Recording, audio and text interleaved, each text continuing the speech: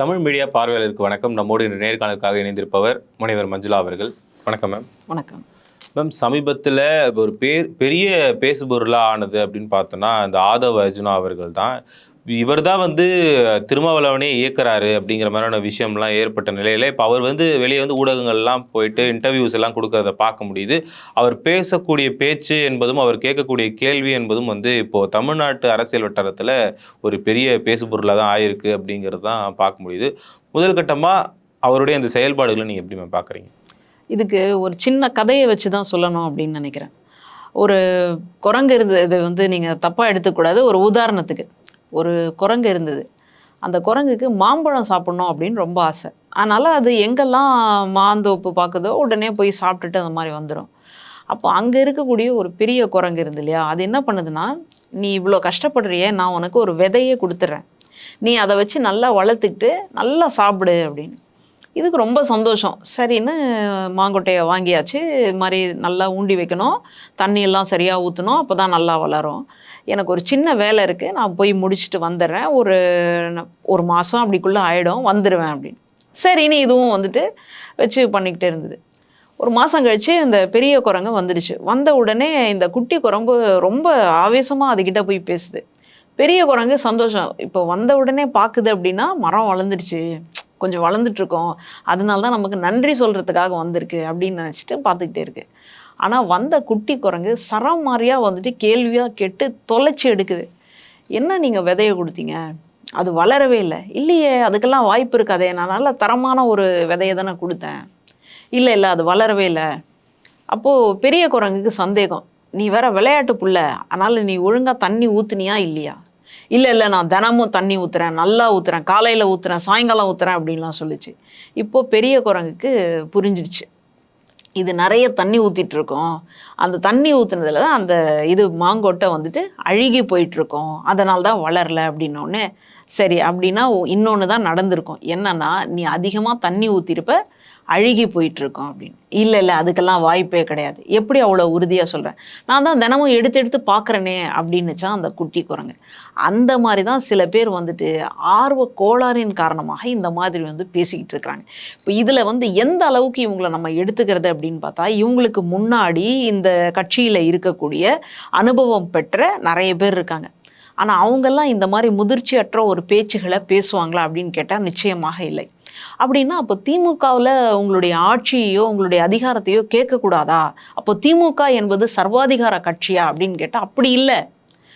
அந்த ஆட்சியையும் அந்த அதிகாரத்தையும் எந்த மாதிரியான ஒரு முறைன்னு இருக்கு இல்லையா, எதையும் சொல்லக்கூடிய ஒரு முறை இருக்குது, எதையும் கேட்கக்கூடிய ஒரு முறைன்னு இருக்குது. அந்த மாதிரி நீங்கள் அணுகிறீங்களா அப்படின்னு பார்த்தா இல்லை அப்படின்றது நமக்கு வெட்ட வெளிச்சமாக தெரியுது. ஏன்னா விசிகாவினுடைய துணை பொதுச் செயலாளர் அப்படின்ற பதவியில் இருக்கக்கூடிய இவரை அதே கட்சியில் இருக்கக்கூடிய வேறு பதவிகள் வகிக்கக்கூடிய மற்றவர்கள் விமர்சனம் பண்ணுறாங்கன்னா என்ன காரணம்? அப்போ அவங்களுக்கு விசிகா தலைமை பொறுப்புக்கு வரணும் அப்படின்ற எண்ணம் இல்லையா? அவங்கெல்லாம் விசிகாவினுடைய மேன்மைக்கு பாடுபடலையா அப்படின்னு கேட்டால் பாடுபடுறாங்க. ஆனால் அதை எப்படி அணுகணும் அப்படின்னு ஒரு முறை இருக்கு இல்லையா? இப்போ நம்ம ஒரு பழமொழி சொல்லுவாங்க, என்னென்னா, வெண்ணெய் நல்லா திரண்டு வர நேரத்தில் பானையை உடைச்சிட்டாங்க. அந்த மாதிரி கதையாக இவர் என்ன ஆயிடுச்சு அப்படின்னா, இந்த ஆதவ் அர்ஜுன் அப்படின்னு சொல்லக்கூடியவர் கட்சிக்காக தான் பேசுகிறார், தலைமைக்காக தான் பேசுகிறார், கட்சிக்கு ஆட்சி வேணும் அப்படின்றதுக்காக தான் பேசுகிறார். ஒடுக்கப்பட்ட மக்களினுடைய குரல் சட்டமன்றத்தில் ஒலிக்கணும் அப்படின்றதுக்காக தான் பேசுகிறார். இன்னும் நிறைய கொள்கை ரீதியான வரையறைகள், பாலிசி மேக்கிங் வரணும் அப்படின்றதுக்காக தான் பேசுகிறார். அதிலெல்லாம் நமக்கு மாற்று கருத்தே இல்லை. ஆனால் அதை எப்படி சொல்ல வருகின்றார்? இப்போ இவர் சொல்கிற ஒரு முறையை வச்சு பார்க்கும் பொழுது, இவர் விசிகாவில் இருக்கிறாரா அல்லது பாஜகவில் இருக்கிறாரான்னு ஒரு சந்தேகம் வருது. இந்த சந்தேகத்தை வெளிப்படையாகவே கூட அவர்கிட்ட கேட்டுட்டாங்க. அப்போ அவர் சொல்கிறாரு, அப்போ எங்களுக்கெல்லாம் ஆட்சிக்கு வரக்கூடிய அதிகாரம் கிடையாதா? நாங்கள்லாம் வரக்கூடாதா? நாங்கள்லாம் தகுதியற்றவர்களா? நாங்கள் பேசுகிறதே தப்பா? அப்படின்னா ஒருத்தங்க இந்த மாதிரி ஆட்சின்னு கேட்டாங்கன்னா அவங்க பாஜக ஆகிடுவாங்களா? அப்போ பாஜக வளர்ச்சி பெறுமான்னு மறுபடியும் மடக்கிய ஒரு கேள்வியை கேட்குறாரே தவிர, தான் சொன்ன அந்த வார்த்தைக்கு பின்னாடி இருக்கக்கூடிய அரசியல் என்ன, அவருடைய வாயிலிருந்து விழுந்த வார்த்தைகள் எதிர்கட்சிக்கு என்னவா புரியும், எதிராளிகள் எப்படி அதுக்கு ரியாக்ட் பண்ணுவாங்க அப்படின்ற அந்த அனுபவம் இல்லாமல் பேசினார் அப்படின்னு தான் நான் புரிஞ்சுக்கிறேன். இந்த சூழலில் கூட விசிகாவினுடைய தலைவர் திருமாவளவன் அவர்களால் அவரையும் விட்டு கொடுக்க முடியல, அதுக்காக கூட்டணி கட்சிகளையும் விட்டு கொடுக்க முடியல, நம்முடைய இந்த தமிழ்நாட்டினுடைய அரசியலையும் விட்டு கொடுக்க முடியல. அப்படி விட்டு கொடுக்க முடியாமல் அவர் பேசின பேச்சை நம்ம வந்துட்டு சமூக ஊடகங்களை பார்த்து இவருக்கு இப்படி ஒரு நெருக்கடி ஏற்பட்டுடுச்சா அப்படின்னு தான் பார்க்குற மாதிரி இருந்தது. ஒரு படத்தில் வடிவேலு வந்து ஒரு டீ கடையில் உட்கார்ந்துருப்பார். அப்போது எதிரில் ஒருத்தன் வந்து உட்காந்துக்கிட்டு ஒரு பேப்பரை படிச்சுக்கிட்டு இப்படி அந்த நாற்காலியில் சாஞ்சிக்கிட்டு கால் மேலே கால் போட்டு பேப்பரை படிச்சுட்டு இருப்பான். இந்த கூட இருக்கிறவங்க சும்மா இருக்க மாட்டாங்க. வடிவேலை பார்த்துட்டு, அண்ணே நான் அவன் மட்டும்தான் பேப்பர் படிக்கணுமா, நீங்களும் பேப்பர் படிங்க. டே எனக்கு பேப்பர் படிக்க தெரியாதுடா, அதனால் என்ன சும்மா கையில் வச்சுக்கோங்கண்ணே அப்படின்னு வாங்கி கொடுத்துருவாங்க. அப்புறம் அவன் மட்டும்தான் கால் மேலே கால் போடணுமா, நீங்கள் போடக்கூடாதா, நீங்கள் போடுங்கண்ணே, சரின்னு போட்டுப்பார். அவன் மட்டும்தான் சாஞ்சி உட்காரணுமா, நீங்களும் உட்காருங்கண்ணே அப்படின்னும். சரின்னு வடிவேலும் அவங்க சொன்னாங்களேன்னு கேட்டு இப்படி சாய போவான். சாஞ்சா அது வந்து ஸ்டூலு, நாற்காலி கிடையாது, சாய்வு நாற்காலி கிடையாது. உடனே அப்படியே விழுந்துடுவான். விழுந்த இடம் இது சாக்கடை. ஐயோ கௌரவம் கௌரவம்னு சொல்லி இப்படி ஆக்கிட. அந்த மாதிரி அவர் விழுந்ததுக்கு அப்புறமா இந்த மாதிரி சொன்னாங்க இல்லையா, அவங்கெல்லாம் எங்கன்னே தெரியாது, அப்படியே தெரிச்சு ஓடிடுவாங்க. இப்படி ஒரு காட்சி வந்து ஒரு படத்தில் வந்து இருக்கும். இந்த சூழல் அப்படியே இன்னைக்கு வந்துட்டு இந்த அரசியலில் வந்து பொருந்துற மாதிரியான ஒரு சூழலாக இருக்குது. இப்போ ஆதவ அர்ஜுன் அவருக்கு வந்துட்டு விசிகாவை வீழ்த்தணும் அப்படின்ற எண்ணம் இல்லாமல் இருக்கலாம். ஆனால் அவர் பேசிய பேச்சு அப்படின்றது அவர் கூட்டணியில் இருக்கிறார் இல்லையா, அந்த கட்சிக்கும் இந்த கட்சிக்குமான ஒரு விரிசலை ஏற்படுத்தக்கூடிய ஒரு பேச்சாக இருக்குது. அப்போது இது வந்து கொஞ்சம் கொஞ்சமாக புகஞ்சிக்கிட்டே இருந்தது அப்படின்னா அப்புறம் எப்படி உங்களால் கூட்டணிக்குள்ளே நிம்மதியாக வாழ முடியும்? இப்போ கணவன் மனைவியாக வந்து இருப்பாங்க, திடீர்னு அவங்களுக்குள்ள ஒரு பிரச்சனை ஏற்பட்டுடுச்சு அப்படின்னா அவங்களால கணவன் மனைவியாக ஒத்து போக முடியல அப்படின்னா விவாகரத்து வரைக்கும் வந்துடும். இப்போ ஒன்றும் இல்லை, நடிகர் ஜெயம் ரவியும் ஆர்த்திக்குமான விவாகரத்து வழக்கையே நம்ம பார்த்துட்டு இருக்கிறோம். இப்போ வந்து போலீஸ்லலாம் அவர் வந்து கம்ப்ளைண்ட் பண்ணுற மாதிரியான ஒரு போக்கெல்லாம் இன்னைக்கு வந்து இருக்குது. அப்போ அதை எப்படி நம்ம புரிஞ்சுக்கிறது? 2 பிள்ளைகளினுடைய அப்பா தன்னுடைய ரொம்ப மனைவியை வந்து ரொம்ப காதலோடையும் ஆசையோடையும் தான் இருந்திருக்காரு. ஆனால் இன்னைக்கு வந்துட்டு இந்த மாதிரியான ஒரு போக்குக்கு அவர் மாறி இருக்கிறார் அப்படின்னு சொன்னால் என்ன காரணம் அப்படின்றத நம்ம பார்க்கணும். அப்போது ஒரு குடும்ப உறவு அல்லது ஒரு கூட்டணி உறவு, அந்த உறவுக்குள்ள ஒரு விரிசல் விழுந்துடுச்சுன்னா அதுக்கப்புறம் அந்த உறவை உங்களால் பாதுகாக்க முடியுமா? அதனால தான் உறவை நம்ம சொல்லும் பொழுது ஒரு கண்ணாடி பாத்திரம்னு சொல்லுவோம். கையில் வந்து பத்திரமா வச்சிருக்கிற அந்த கண்ணாடி பாத்திரத்தை எப்படியோ தெரியாமல் விட்டுட்டோம் அப்படின்னா மறுபடியும் அதை ஒட்ட வைக்க முடியுமா? நீங்கள் ஒட்ட வைக்கலாம், ஒட்ட வச்சா கூட அந்த பழைய அழகு வருமா? கேள்விக்குறி தான், அதுக்கு சாத்தியமில்லை. அதனால் இன்னைக்கு வந்து ஒரு மாநில தகுதி பெற்றிருக்கக்கூடிய ஒரு கட்சியில் இந்த மாதிரியான ஒரு சலசலப்பு என்பது அது கூட்டணியில் இருக்கக்கூடிய மற்ற கட்சிகளுக்கும் ஒரு பெரிய ஆபத்தாக போய் முடிய மாதிரியான வாய்ப்புகள் இருக்குது. அதனால் இதுக்கு மேலேயாவது ஆதவ அர்ஜுன் அப்படின்றவரை வந்துட்டு கொஞ்சமாவது படிச்சுக்கணும் அப்படின்னு நான் ஆசைப்பட்றேன். இல்லை அப்படின்னா இதே மாதிரியான தொடர் பேச்சுகள் இருந்ததுன்னா அப்போ கூட்டணிக்குள்ளே என்ன நடக்கும்? ஏன்னா இங்கே கூட்டணி என்பது அந்தந்த கட்சிக்கான நன்மைக்கான கூட்டணி கிடையாது. இங்கே கூட்டணி என்பது கொள்கைக்கான கூட்டணி. அதுவும் எதற்கு எதிரான கொள்கை அப்படின்னா பாசிசத்துக்கு எதிரான கொள்கை. அப்போது நம்ம இடத்துல நம்ம என்னைக்கு வந்துட்டு ஒற்றுமை இல்லாமல் பலம் இல்லாமல் போகுதோ அது பாசிசத்துக்கு ரொம்ப ஆதரவான நேரமாக சூழலாக அமைஞ்சிடும். அதுக்கப்புறம் தமிழ்நாட்டுக்குள்ளே பாசிசம் வந்துடுச்சுன்னா என்ன பண்ணுறது அப்படின்ற ஒரு அச்ச உணர்வு நமக்கு இருக்குது. அதனால் கூட்டணி கட்சிகள் அதில் அந்த கட்சிக்குள்ளே இருக்கக்கூடிய உறுப்பினர்கள் கொஞ்சமாவது இது மாதிரியான ஆபத்தை யோசிச்சு பார்த்து தான் செயல்படணும் அப்படின்னு நான் ரொம்ப தாழ்மையோட கேட்டுக்கிறேன். இப்போ இவர் பேசும்பொழுது நிறைய விஷயங்கள் வந்து ரொம்ப கூர்ந்து கவனிக்க வேண்டிய விஷயமா இருக்கு. அதில் வந்து முதல் கட்டமாக பார்த்தோம்னா துணை முதல்வர் அப்படிங்கிற ஒரு விஷயத்தை வந்து சொல்றாரு. ஏன் தலித் ஒருத்தவங்க வந்து துணை முதல்வர் ஆகக்கூடாது, ஏன் நீங்கள் திருமாவளவன் அவர்களுக்கு ஏன் எல்லாம் தகுதி இல்லை அப்படிங்கிற அளவுக்கு வந்து அவர் பேசுறத பார்க்க முடியுது. இப்போ அந்த சர்ச்சையில் நீங்கள் உதயநிதிக்கு பதவி வருதுங்கிறதுனால தான் நீங்கள் வந்து இது குறித்து பேசுகிறீங்க அப்படின்னு சொல்லி கேட்டதுக்கு இல்லை அப்படி பின்வாங்குறாருங்கிற போகிற நீங்கள் இப்போ எடுக்கிறீங்க, நாங்கள் எதிர்காலத்தை நோக்கி நாங்கள் வந்து சொல்கிறோம் அப்படிங்கிற ஒரு விஷயம் சொல்லியிருக்கிறாரு. இதை நம்ம எப்படி புரிஞ்சுக்கிறது? அதாவது அவர் ஆரம்பத்தில் ஒரு ஆவேசத்தில் ஒரு ஆர்வ கோளாறில் வாயை விட்டுட்டார். அப்புறமா பல்வேறு சர்ச்சைகள் விமர்சனங்கள் கிளம்பிக்கிட்டு இருக்கு. இப்போ எப்படி அதை வந்து நம்ம தாக்கு பிடிக்கிறது, அந்த பந்தை எப்படிடா பிடிக்கிறது, எப்படி அதை வந்து கட்டுப்படுத்துறது தடுக்கிறது அப்படின்ற ஒரு அச்சம் வந்து இன்னைக்கு அவருக்கு வந்துடுச்சு. என்னதான் அந்த கட்சியினுடைய தலைவர் திருமாவளவன் அவர்கள் அவரை வந்து விட்டு கொடுக்காம பேசினாலும் தொடர்ச்சியாக இந்த மாதிரியான விமர்சனங்கள் வரும் பொழுது என்ன நடக்கும் அப்படின்ற ஒரு அச்சம் அவருக்கு வந்ததாகத்தான் நான் புரிஞ்சுக்கிறேன். இருக்கலாம், இல்லாமலும் இருக்கலாம், அது வேற. ஆனால் என்னுடைய புரிதல் படி அவருக்கு வந்து உள்ளுக்குள்ள உதறல் அடிச்சிடுச்சா அப்படின்வாங்க இல்லையா, அந்த மாதிரி ஒரு உதறலோட அவர் இருக்கிறதுனால தான் சில இடங்களில் வந்து மாற்றி பேசுறதையெல்லாம் நம்ம பார்க்குறோம். இப்போது இவர் திருமாவளவன் அவர்களுக்கு வந்து துணை முதல்வராக வரணுமா வர வேணாமா அப்படின்னு நம்ம யாருமே வந்துட்டு தடுக்கலை. வந்தாலும் ஏற்றுக்கிறோம், வரல அப்படின்னு அதாவது வந்தால் அதுக்காக வந்து நம்ம தடுத்து நிறுத்த போகிறதில்ல. வரல அப்படின்றதுக்காக நம்ம வந்து கொடி பிடிச்சி அதுக்கு வந்து நம்ம பார்க்கணும் அப்படின்ற அவசியம் இல்லை. ஏன்னா மக்கள் தேர்ந்தெடுத்துட்டாங்க, முதல்வர் தேர்ந்தெடுத்துட்டாங்க அப்படின்னு சொன்னால் நமக்கு அதுக்கப்புறம் பேசுறதுக்கு ஒன்றுமே கிடையாது. அப்படிப்பட்ட சூழலை நோக்கித்தான் அந்த கட்சியை வந்துட்டு அதனுடைய தலைவர் ரொம்ப சரியாக வழி நடத்திக்கிட்டு போயிட்டுருக்காரு. இப்போ இந்த சூழலில் தான் இவர் அந்த வெண்ணெய் திரண்டு வரக்கூடிய நேரத்தில் தான் இவர் இந்த மாதிரி கடமுடான்னு பண்ணிக்கிட்டு இருக்கிறாங்கன்னு சொல்லி பார்க்குறோம். அப்போ இந்த சூழலில் அவர் வந்துட்டு துணை முதல்வராகக்கூடிய தகுதி எல்லாமே அவருக்கு இருக்குது. ஆனால் அதை சொல்லக்கூடிய முறை இருக்கு இல்லையா, அந்த முறையில் அவர் கோட்டை விட்டுட்டார். எப்படி சொல்கிறாரு, சினிமாவில் நடித்த ஒருத்தரே வந்து துணை முதல்வர் ஆகும் பொழுது சினிமாவில் நடித்தது தான் உதயநிதி அவர்களுக்கான தகுதியா? மனசாட்சியோடு அவர் தொட்டு பார்த்து பேசணும். அப்போது சினிமாவில் நடித்த காரணத்தினாலேயே அவர் வந்துட்டு இந்த விளையாட்டுத்துறைக்கு வந்து அமைச்சராக மாறி இருக்காரா, அல்லது வந்து இளைஞர் அணிக்கு வந்துட்டு தலைமை ஏற்றிருக்காரா, அல்லது வந்து பொது பணிகளில் வந்துட்டு மக்களை பார்க்கக்கூடிய இடத்துல வந்து நிற்கிறாரா அப்படின்னு கேட்டால் இல்லை. திரைப்படத்தில் நடிக்கக்கூடிய ஒரு வாய்ப்பு கிடைச்சிது, அவ்வளோதான். அது இவர் வந்து தேடி ஓடினாரா, நாடி போனாரா, அதெல்லாம் எங்கேயுமே இல்லை. அப்போ இவர் வந்துட்டு திரைத்துறையிலையும் தன்னுடைய திறமையை காட்டியிருக்காரு. பொது வாழ்க்கை அவரையா கொண்டு வந்து சேர்த்திருக்கு அப்படின்னு தான் நம்ம பார்க்குறோம். நம்ம உள்ளுக்குள்ள ஜீன் அப்படின்னு சொல்லுவோம் இல்லையா, மரபணுக்கள் வழியாக தாத்தா, அப்பா, மகன் அப்படின்ற மாதிரி வந்திருக்கே தவிர அதில் வந்துட்டு மறுபடியும் இதை சொல்லும் பொழுது உடனே வாரிசு அரசியல் யாரை வந்துட்டு அந்த காலம் நிர்ணயித்து கொண்டு வந்து சேர்க்குதோ அதை தடுப்பதற்கு நம்ம யாருக்குமே வந்துட்டு உரிமையும் கிடையாது, தகுதியும் கிடையாது. காலமே நிர்ணயம் பண்ணதுக்கப்புறமா நம்ம என்ன செய்ய முடியும் இல்லையா? அப்போது காலம்தான் இப்படிப்பட்ட ஒரு நபரை தேர்வு செஞ்சு கொண்டு வந்து நம்ம முன்னாடி நிறுத்துது. அப்படி நிறுத்தும் பொழுது அப்படிப்பட்ட ஒரு நபரை பார்த்து சினிமாவில் வந்து நீங்கள் நடித்ததுனாலேயே நீங்கள் துணை முதல்வர் ஆகிடலாமா, அது ஒன்றே ஒரு தகுதியா அப்படின்னு சொன்னால், அப்போ அவர் இத்தனை வருஷமாக எடுத்துக்கொண்ட முயற்சி, இத்தனை வருஷமாக உழைச்ச உழைப்பு, இத்தனை வருஷமாக அவர் முன்னெடுத்த அரசியல், இத்தனை வருஷமாக அவர் கை கொண்ட கொள்கை எல்லாமே வேஸ்ட்டுன்னு ஆயிடுச்சு இல்லையா?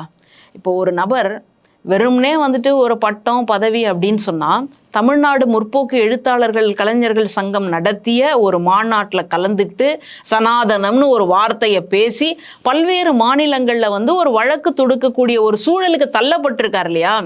அவர் அதை பற்றி சொல்லும்போது கூட சொல்கிறாரு, இந்த உதயநிதி தமிழ்நாட்டுக்கு வரைக்கும் தெரிஞ்சவனாக இருந்தேன், என்னை வந்து பல்வேறு மாநிலங்களில் இந்தியா முழுக்க கொண்டு போய் சேர்த்த பெருமை வந்து பிரதமருக்கு தான் உண்டு அப்படின்னு அவர் பேசுகிறாருன்னா, அப்போ வழக்கை நோக்கியதான அச்சமும் அவர்கிட்ட இல்லை.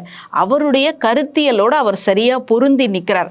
அதைத்தான் நம்ம பார்க்கணுமே தவிர அதை விட்டுட்டு அவர் வந்துட்டு சினிமாவில் நடிக்கிறாரு, அதனால தான் இந்த மாதிரி துணை முதல்வர் ஆகிறாரு, அப்போ சினிமாவில் நடிக்கிறவங்களுக்கு நீங்கள் கொடுக்குறீங்களே, களத்தில் இருக்கிறவங்களுக்கு ஏன் கொடுக்கல அப்படின்னா, அவருக்கு சினிமாவில் நடித்ததுனால இந்த துணை முதல்வர் கொடுக்க போகிறாங்களா அப்படின்றதெல்லாம் இல்லை.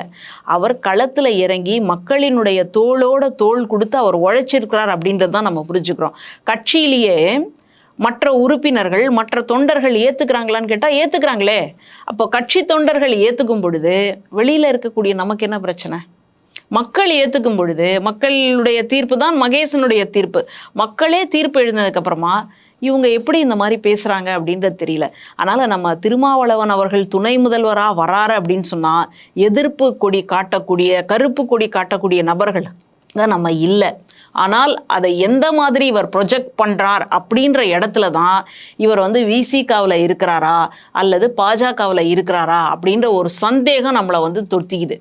இப்போ வந்து தலித்துக்கு ரொம்ப சப்போர்ட்டிவாக நிறைய விஷயங்கள் வந்து பேசுகிற மாதிரியான ஒரு விஷயத்த வந்து சொல்லிட்டு என்ன சொல்கிறாருன்னா, இப்போ ஒரு தலித் ஒருத்தவங்க வந்து படிக்கலாம், டாக்டர் ஆகலாம், கலெக்டர் ஆகலாம், இந்த மாதிரியான பொசிஷனுக்குலாம் வரலாம். ஆனால் அமைச்சரோ இல்லை ஒரு ஹையர் பொசிஷனுக்குன்னு வரணும்னா வந்து அங்கே ஒரு முட்டுக்கட்டை போடுறாங்க அப்படிங்கிற மாதிரியான ஒரு விஷயத்த வந்து சொல்கிறாரு.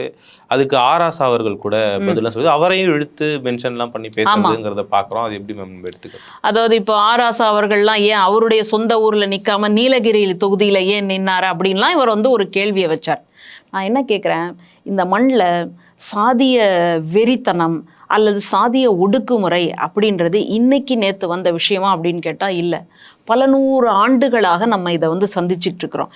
இன்னைக்கு ஒரு ஒடுக்கப்பட்ட சமூகத்தை சார்ந்தவர்களால் படிக்க முடியுது, பல்வேறு வேலைகளில் வந்து வர முடியுது, அல்லது நீதித்துறை மாதிரியான இடங்களில் தலை காட்ட முடியுது, அல்லது அரசியலில் வந்துட்டு பங்களிப்பு செய்ய முடியுது. இப்போ ஆராசா போன்றவர்களெல்லாம் வந்து நான் எடுத்து சொல்கிறேன். அப்போ அந்த மாதிரி அரசு துறைகளில் அரசியலில் வந்து பங்கெடுக்க முடியுது அப்படின்னு சொன்னால் இது திராவிடத்தினுடைய ஒரு வெற்றி. இந்த வெற்றியை நம்ம இன்னைக்கு சொல்லி நாளைக்கு அடைஞ்சோமா, இல்லை நேற்று சொல்லி இன்னைக்கு அடைஞ்சோமான்னு கேட்டால் இல்லை. இதுக்கு பல்வேறு போராட்டங்கள் நடந்திருக்கு அப்படின்றதான் நம்ம பார்க்குறோம். அப்போது இது வந்து காலம் கனிய கனிய கனிய கனிய தான் நமக்கு கிடைக்குது. அந்த கனிவதற்கு நம்ம என்ன பண்ணுறோம்னா தொடர்ச்சியாக கருத்தியல் ரீதியாக நம்ம போராட்டத்தை நடத்திக்கிட்டே இருக்கிறோம். இப்போது பெண்களுக்கெல்லாம் சொத்துரிமை இல்லை, சொத்துரிமை கொடுக்கக்கூடாது, சொத்துரிமை கொடுத்தா பெண்கள் வந்து வேற மாதிரியா போயிடுவாங்க அப்படின்னு நம்பப்பட்ட ஒரு சமூகத்தில் இன்றைக்கி சொத்துரிமை கொடுத்துருக்குறாங்க. அதை உடனே ஏற்றுக்கிட்டாங்களா? இன்றைக்கி கூட பல்வேறு இடங்களில் வழக்கு போட்டால் தான் சொத்து கிடைக்கும் அப்படின்ற ஒரு நிலைமை வந்து நீடிக்குது. ஏன்னா நீங்கள் தான் சட்டத்தை ஏற்றிட்டீங்களே, அப்புறம் ஏன் கிடைக்கல அப்படின்னு பேசுறது எப்படி முட்டாள்தனமோ அதை போல் வந்துட்டு இவர் வந்து இன்றைக்கி பேசிக்கிட்டு இருக்கார். அப்போது தலித்துகளுக்கான, அதாவது ஒடுக்கப்பட்ட மக்களுக்கு வந்துட்டு அதிகாரத்தில் இடம் இல்லையா அப்படின்னு கேட்டால், இடத்துக்கு வரக்கூடாது அப்படின்னு கேட்டால் வரக்கூடாதுன்னு நம்ம சொல்லலை, வருவதற்கான வேலைகளைத்தான் நம்ம பார்த்துக்கிட்டு இருக்கிறோம். தந்தை பெரியார் இந்த திராவிடர் கழகத்தை பற்றி கேட்கும் பொழுது, நீங்கள் இன்னும் இதை வந்து நடத்திக்கிட்டே இருக்கிறீங்களே, இது வந்து எப்போ கலைச்சிட்டு போவீங்க அப்படின்னு ஒருத்தங்க கேட்குறாங்க. எனக்கு கூட இதை கலைக்கணும்னு தான் ஆசை, இதை வந்து வைக்கக்கூடாது, இதை வந்து கலைச்சிட்டு போகணும்னு தான் ஆசை. ஆனால் அதுக்கு முன்னாடி நான் என்ன பண்ணணும்னா, இந்த நாட்டில் இந்த மாநிலத்தில் சமூக நீதியை உண்டாக்கிட்டு நான் இதை கலைக்கணும்னு ஆசைப்பட்றேன். அந்த நாள் என்னைக்கு வரும் அப்படின்னு தந்தை பெரியார் வந்து கேட்குறார். நம்மளும் அதுக்காகத்தான் ஆசைப்படுறோம். ஒரு ஒடுக்கப்பட்ட சமூகத்தை சார்ந்த ஒரு நபர் ஆட்சியினுடைய அதிகாரத்துக்கு வரணும், அந்த அதிகாரத்துக்கு வர்றதுக்கு, அந்த ஆட்சிக்கு வர்றதுக்காகத்தான் நம்ம இவ்வளோ கருத்தியல்களை வந்து பண்ணிக்கிட்டு இருக்கிறோம். அப்படி போகக்கூடிய ஒரு சூழல்ல இவர் திடுதிப்புன்னு இந்த மாதிரி பண்ணாங்கன்னா, சில இடங்களில் வந்து இந்த மோடி மஸ்தான் வேலையில் சொல்லுவாங்க, இந்த மூடிட்டு படுத்துட்டு நான் மந்திரம் சொல்லிக்கிட்டே இருப்பேன், நீ வந்துட்டு அந்த பெட்ஷீட்டை எடுத்துட்ட அப்படின்னா ரத்தமாக கக்கி செத்துருவ அப்படின்லாம் சொல்லுவாங்க பாருங்க. அந்த மாதிரி நம்ம வந்துட்டு ஒரு கருத்தியல் ரீதியாக போயிட்டுருக்கிற இந்த நேரத்திலேயே அதுக்குள்ளே எனக்கு இன்னும் கிடைக்கலையே அப்படின்னு சொன்னால் ஒரு குழந்தை பிறக்கிறதுக்கு ஒரு 10 மாதம் ஆகும். ஏன்னா எனக்கு வந்துட்டு 7 மாதம் ஆயிடுச்சு, இன்னும் ஏங்க வந்து குழந்தை கிடைக்கல அப்படின்னு சொன்னால் அந்த மாதிரி இருக்குது இந்த பேச்சுக்கள் எல்லாமே. அதனால் நம்ம ஒரு ஒடுக்கப்பட்ட சமூகத்தை சார்ந்த ஒரு நபர் ஆட்சிக்கும் அதிகாரத்துக்கும் வரணும் அப்படின்றதுக்காக தான் நம்ம இத்தனை வருஷமாக பாடுபட்டுக்கிட்டு இருக்கிறோம். அந்த சூழலில் போயிட்டு இருக்கும் பொழுது திடீர்னு இந்த மாதிரி ஆர்வ கோளாறுகள் கிளம்பும் பொழுது மறுபடியும் என்ன ஆகுதுன்னா, மறுபடியும் நம்ம முன்னேறி இருக்கிற இடம் பின்னாடி போயிடுது. நம்ம பரமபதம்னு ஒன்று விளையாடும் பொழுது பக்கத்தில் வந்து ஒரு ஏணி இருக்கும், நம்ம ரொம்ப ஆசையாக ஏறி கொஞ்ச நேரத்தில் நம்ம தாயக்கட்டையில் வந்து ஒரு 2ஓ 3ஓ வந்தது அப்படின்னா, அது பக்கத்தில் ஒரு பாம்பு இருந்ததுன்னா நம்ம எங்கேருந்து ஏறினமோ அதை விட நம்மளை கொண்டு வந்து கீழே தள்ளிடும் பாருங்க. அந்த மாதிரியான சூழலில் தான் இன்றைக்கி வந்து மாட்டிக்கிட்டு இருக்கிறோம். அதனால் இந்த அரசியலை இப்போ நம்ம வந்துட்டு சாதாரண பொதுஜனங்களாக நம்ம பேசக்கூடிய இந்த அரசியலை ஏற்கனவே பல கட்சிகளில் இருந்து அந்த வியூகத்தை எல்லாம் வகுத்தவர் அப்படின்னு பேசக்கூடிய ஆதவ் அர்ஜுன் கொஞ்சம் சிந்திச்சு பார்க்கணும் அப்படின்னு நான் நினைக்கிறேன். ஆனால் அவர் பேசுறதுல வந்து தப்பு இருக்கு அப்படின்னு நான் சொல்லலை. ஆனால் அதை அவர் முன்னெடுக்கக்கூடிய அந்த வார்த்தைகள், அவர் முன்னெடுக்க மாதிரியான அந்த சிந்தனைகள் இன்னைக்கு வந்து சமூகத்தில் பெரிய சலசலப்பை ஏற்படுத்திக்கிட்டு இருக்கு. அவருடைய நினைப்புலையோ அவருடைய இதுலேயோ சிந்தனையிலையோ தவறு கிடையாது. ஆனால் அதை எங்கே கொண்டு வந்து சேர்க்கிறார், அதற்கான நேரம் வந்து கனிஞ்சிடுச்சா அப்படின்றதுல தான் வந்து நமக்கு தப்பு பார்க்குறோமே தவிர வேற மற்றபடி அவர் வந்துட்டு அந்த கட்சியை சார்ந்து அவர் அப்படி நினைக்கிறார் அப்படின்னு சொல்லும் பொழுது அப்படி நீங்கள் நினைக்கவே கூடாது அப்படின்லாம் நம்ம சொல்லலை. அந்த கட்சியினுடைய நலனுக்காக அவர் பேசுகிறார், அந்த கட்சியினுடைய மேம்பாட்டுக்காக பேசுகிறார், அந்த கட்சியினுடைய தலைவர் அதிகாரத்துக்கு வரணும் அப்படின்னு பேசுகிறார். ஏன்னா அந்த கட்சியினுடைய தலைவர் எழுதிய அமைப்பாய் திரள்வோம் அப்படின்ற நூல் படிச்சிருக்கிறேன் அப்படின்றார். அப்புறம் பல்வேறு நூல்களை வந்து படிச்சுட்டு அதனுடைய வார்த்தை அதான், அதனுடைய குரலாகத்தான் நான் ஒலிக்கிறேன் அப்படின்னு சொல்கிறார். அதனால் அதை பற்றியெல்லாம் நமக்கு வந்துட்டு எந்த தப்பான ஒரு மாற்று கருத்தும் வந்து இல்லை. ஆனால் இன்னும் அதற்கான காலம் வந்து கனியலை, அது வரைக்கும் கொஞ்சம் பொறுமையாக இருங்க அப்படின்னு தான் நம்ம சொல்கிறோமே தவிர, இப்படிப்பட்ட ஒரு நபர் வந்துட்டு துணை முதல்வராக வரவே கூடாது, அப்படி வந்து திராவிட முன்னேற்ற கழகம் ஒரு ஒடுக்கப்பட்ட சமூகத்துக்கு வந்து மரியாதையே கொடுக்காது, முன்னுரிமையே கொடுக்காது அப்படின்னு ஒரு ப்ரொஜெக்ட் பண்ணுறாரு இல்லையா, அதுதான் வந்து தப்பான செயல்பாடு. ஏன்னா திராவிட முன்னேற்ற கழகம் அப்படின்ற அந்த கட்சியினால தான், திராவிட சித்தாந்தம் இருப்பதனால தான் இன்னைக்கு நம்ம 2 பேரும் பேசிக்கும் பொழுது நீங்கள் எந்த சாதின்னு நான் கேட்கறதில்ல, நான் என்ன சாதின்னு நீங்கள் கேட்கறதில்ல. அந்த இடத்துக்கு நம்ம வந்திருக்கிறோம் அப்படின்னு சொன்னால் அந்த திமுகவினுடைய மிக முக்கியமான கொள்கை எடுத்தல் அப்படின்றதான் நம்ம பார்க்குறோம். அப்படி இருக்கக்கூடிய திமுகவின் மீது அபாண்டமான ஒரு குற்றச்சாட்டு இப்போ விழுது. என்னன்னா, ஒடுக்கப்பட்ட மக்கள் வந்து அதிகாரத்துக்கு வரக்கூடாதா அப்படின்னு கேட்கும் பொழுது, அப்போ திமுக ஒடுக்கப்பட்ட மக்களை அதிகாரத்தில் கொண்டு வந்து வைக்கலை அப்படின்ற ஒரு குற்றச்சாட்டு அதன் உள்ள இருக்கு. அப்போ அந்த மாதிரியான குற்றச்சாட்டு திமுக மேலே விழுந்ததுன்னா, ஏற்கனவே திமுக வந்துட்டு கோவிலுக்கு எதிரானது, பக்தர்களுக்கு எதிரானது இப்படின்னு ஒரு பொய் பிரச்சாரம் நடந்துட்டு இருக்கு. ஏன்னா பழனி பஞ்சாமிரதத்தில் கூட கருத்தடை மாத்திரையெல்லாம் போட்டுட்டாங்க. அந்த அளவுக்கு வேலை இல்லாமல் இருக்கிறாங்கன்னு எனக்கு தெரியல. ஒரு கோவில்னா எவ்வளோ பக்தி மயமாக இருக்கும், அந்த கோவிலில் வந்து பஞ்சாமிரத்தை பண்ணுறது அப்படின்றது ஒரு தவம் மாதிரி பண்ணிக்கிட்டு இருப்பாங்க. அந்த சூழலில் வந்துட்டு இந்த பஞ்சாமிரதத்துக்குள்ளே வந்துட்டு ஒரு கருத்தடை மாத்திரையை போட்டாங்க அப்படின்னு பச்சை பொய்யா பேசிக்கிட்டு இருக்கிறாங்க. இப்போ இந்த சூழலில் இன்னைக்கு இவர் வந்து முற்போக்கு கட்சியாக சொல்லப்படக்கூடிய, ஒடுக்கப்பட்ட மக்களினுடைய கட்சியாக சொல்லப்படக்கூடிய விசிகாவில் இருந்து இந்த மாதிரி ஒரு குரலை வந்து பேசினார்னா, அப்போது ஏற்கனவே பொது புத்தியில் இருக்கிறவங்க ஆமாம் உண்மைதான், திமுகவில் வந்துட்டு ஒடுக்கப்பட்டவங்களுக்கு எந்த சலுகையும் கிடையாது, எந்த ஆதரவும் கிடையாது, அவங்க வந்து ஓட்டு வங்கியாக தான் பார்க்குறாங்களே தவிர வேற அதனால் எந்த பலனையும் மற்ற கட்சிகள் அனுபவிக்க முடியாது அப்படின்னு பேசுகிறவனுக்கு இது ஒரு அவல் கொடுத்த மாதிரி இருக்கும். அதனால் இந்த இடத்துல கொஞ்சம் நிதானத்தோடு யோசித்து அவர் வந்து நடந்துக்கணும். ஏன்னா புதுசாக சேர்ந்த உடனே ஒரு இதுவாக இருக்கும் இல்லையா, துருதுன்னு இருப்பாங்க, என்ன இதை பண்ணலாமா அதை பண்ணலாமா, அந்த மாதிரியான ஒரு மனநிலையில் இருப்பதாகத்தான் நான் புரிஞ்சுக்கிறேன். அதனால் அவர் இனிமேல் பேசும்போது அந்த வார்த்தைகளை வந்து சரியாக பயன்படுத்தணும். ஏன்னா இருக்கக்கூடிய இந்த திமுகவை விட்டுட்டோம் அப்படின்னு சொன்னால் அப்புறம் தமிழ்நாட்டை திராவிட மண்ணாக காப்பாற்றுறதுக்கு யாருமே கிடையாது. ஏன்னா அதிமுக கூட திராவிட கொள்கைகளை சரியாக பின்பற்றுகிறதா அப்படின்னு ஒரு கேள்வி இருக்குது. ஏன்னா அதிமுக தொடங்கப்பட்டதனுடைய நோக்கம் என்னன்னா திமுகவை எதிர்க்கணும். அப்போ அதிமுக கூட செயல்படுத்தாத, அது செயல்படுத்த தவறிய, செயல்படுத்த வேண்டும் அப்படின்னு நினைக்காத பல்வேறு திராவிட கருத்துக்களை திமுக தான் செயல்படுத்திக்கிட்டு இருக்கு. அதனால் தமிழ்நாட்டினுடைய ஒரு மீட்சியாகத்தான் நம்ம இந்த கட்சியை பார்க்குறோம். இந்த கட்சியும் நீங்கள் டேமேஜ் பண்ணிட்டு இருந்தீங்கன்னா அப்புறம் யார் வந்து மீட்க போகிறாங்கன்றது எனக்கு தெரியல. அதுதான் இப்போ திமுக கூட கூட்டணியில் இருக்கக்கூடிய விடுதலை சிறுத்தைகள் கட்சியின் தலைவர் திருமாவளவன் அவர்கள் சமீபத்திய பேச்சுக்கள் எல்லாமே வந்து கூட்டணியில் இருந்துக்கிட்டே எப்படி பேசுகிறாரு பாருப்பா திமுகவை எதிர்த்து அப்படிங்கிற மாதிரியான ஒரு விஷயம் இருந்தது. அது வந்து இப்போ அதுக்குள்ள திமுக விசிக கூட்டணிக்குள்ள ஏதோ ஒரு சலசலப்பு நடக்குது போல இருக்கு, விரிசல் விழப்போகுது அப்படிங்கிற மாதிரியான ஒரு விஷயங்கள் ஒரு பக்கம் போயிருந்த நிலையில் திருமாவளவன் அவர்களே வந்து யாரோ ஒருத்தவங்க இயக்குறாங்க அப்படிங்கிற மாதிரியான ஒரு விஷயம் இருந்தது. அந்த நிலையில தான் வந்து இப்போ வெளியே வந்து பேசுறாருங்கிறது தான் பார்க்குறோம். ஆனால் இப்போ விசிகாவினரே கூட நிறைய விஷயங்கள் இவர் பேச்சில் வந்து முதிர்ச்சி இல்லை அப்படிங்கிற மாதிரியான விஷயம் சொல்லி இப்போ அதுக்கும் கட்சிக்கும் சம்மந்தமே இல்லைங்கிற அளவுக்கு போகுதுங்கிறத பார்க்குறோம். இது அடுத்த கட்டத்துக்கு எப்படி நகருதுங்கிறத நம்ம பொறுத்து பார்ப்போம். மேம், உங்களுடைய கருத்துக்களுக்கு மிக்க நன்றி.